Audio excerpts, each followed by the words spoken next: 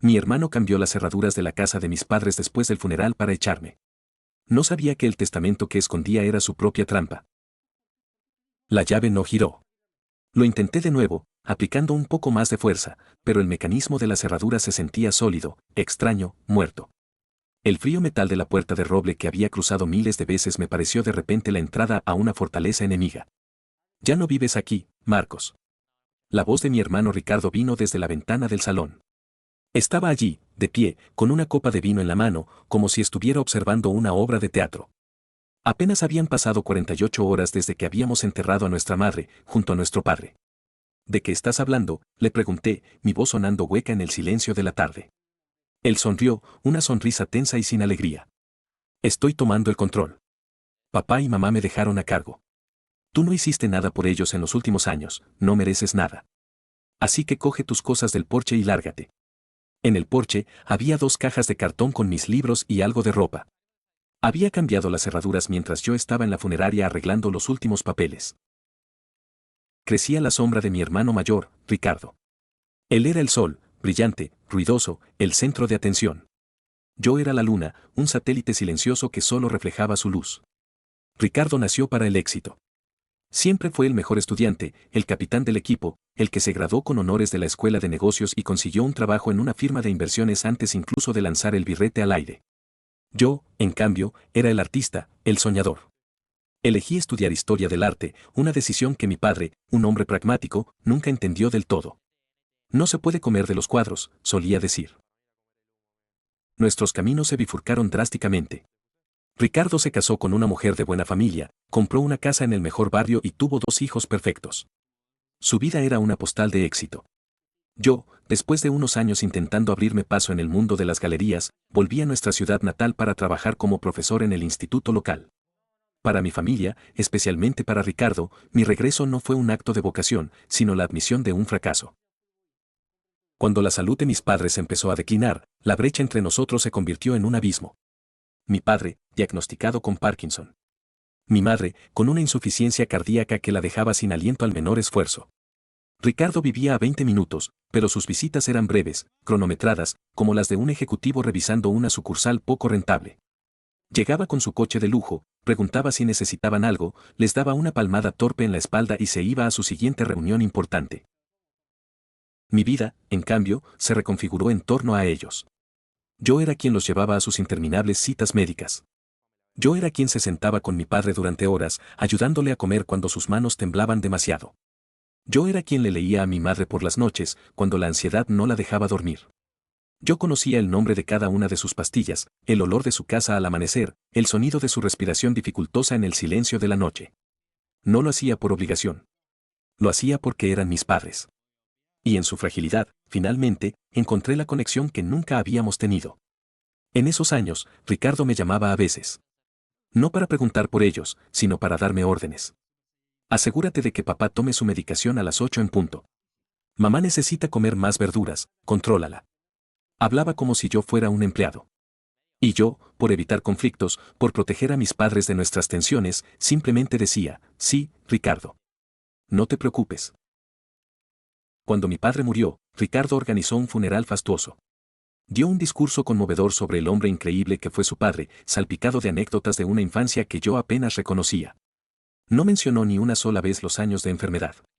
Después del funeral, mientras yo me quedaba consolando a mi madre, él se encerró en el despacho de mi padre para empezar a poner los papeles en orden. Mi madre duró solo 6 meses más sin él. Murió en silencio, mientras dormía. Y esta vez, Ricardo actuó con la velocidad de un depredador.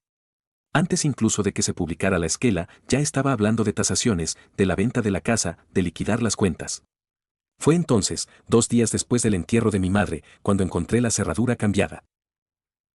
Echado de mi propio hogar, con mis pocas pertenencias en el porche, sentí una desolación tan profunda que me dejó sin aire. Me alojé en un motel barato en las afueras de la ciudad. Durante una semana, no supe qué hacer. Ricardo no respondía a mis llamadas. Me había bloqueado. Me sentía derrotado, humillado. No por la casa o el dinero, sino por la aniquilación total de mi papel en esa familia. Él había reescrito la historia, y en su versión, yo era un fantasma ingrato. Entonces, una tarde, mi teléfono sonó. Un número desconocido. Era un hombre con una voz grave y pausada. Se presentó como el señor Aguilar, el abogado personal de mis padres durante más de 40 años. Señor Vega, dijo. Sé que son momentos difíciles, pero necesito reunirme con usted. Es de vital importancia. Y, por favor, no le mencione esta llamada a su hermano. El despacho del señor Aguilar era un santuario de madera oscura, libros de leyes y confianza ganada a pulso. Era un hombre mayor, con una mirada amable pero increíblemente lúcida. Me sirvió un café y fue directo al grano. Marcos, tus padres te querían muchísimo, comenzó. Y sabían exactamente cómo era Ricardo. Conocían su ambición, su obsesión por el control. Por eso, hace 5 años, tomaron ciertas precauciones. Abrió un maletín y sacó un sobresellado. Era un testamento. Lo leyó en voz alta. Era simple, directo e inequívoco. Me nombraban a mí, a Marcos Vega, como único y universal heredero de todos sus bienes, la casa, los ahorros, las inversiones. El documento incluía una carta manuscrita de mi madre. Hijo mío, leía la carta, si estás leyendo esto, es que ya no estamos. Ricardo es tu hermano y lo queremos, pero su corazón se ha endurecido con los años. El dinero es lo único que ve. Tú, en cambio, nos diste lo único que de verdad importaba, tu tiempo, tu paciencia, tu amor. Esta no es tu recompensa, es simplemente la restitución de todo lo que sacrificaste por nosotros. Es tu hogar. Cuídalo. Te queremos siempre. Las lágrimas rodaron por mis mejillas sin que pudiera evitarlo. No eran por la herencia. Eran por el reconocimiento, por la validación de años de un amor silencioso que pensé que nadie había visto. Ahora, las malas noticias, continuó el señor Aguilar, su tono volviéndose más grave. Tu hermano se ha adelantado. Hace 2 días, presentó un testamento diferente en el juzgado. Un documento supuestamente firmado por tu padre hace apenas 1 año, en el que te deshereda por completo y lo nombra a el albacea y único beneficiario. Pero eso es imposible, dije. Hace 1 año, mi padre apenas podía sostener un bolígrafo. Su Parkinson estaba muy avanzado. Lo sé, dijo el abogado. Y ahí es donde tu hermano ha cometido un error. Un error muy, muy estúpido. El señor Aguilar me explicó que el testamento que Ricardo había presentado era una falsificación obvia. Pero probarlo en un tribunal podía llevar años. Sin embargo, había algo más. Tu hermano tiene un historial de falsificaciones, ¿lo sabías?, preguntó. Fruncí el ceño. Y entonces, un recuerdo vago, de hace casi 20 años, vino a mi mente. Ricardo, en la universidad, había falsificado la firma de mi padre en una solicitud de préstamo estudiantil para comprarse un coche deportivo. Lo pillaron. Mi padre, furioso pero protector, pagó el préstamo para evitarle cargos criminales, pero guardó el documento original como una lección, una espada de Damocles sobre la cabeza de Ricardo. Tu padre me entregó ese documento hace mucho tiempo, por si acaso, dijo el señor Aguilar, abriendo otra carpeta. Quiero que mires algo. Puso 2 documentos uno al lado del otro. A la izquierda, la solicitud de préstamo de hacía 20 años. A la derecha, una copia del testamento falsificado que Ricardo acababa de presentar. Y en ambos, la firma de mi padre. O más bien, la versión de Ricardo de la firma de mi padre. Un falsificador aficionado siempre comete el mismo error, explicó el abogado.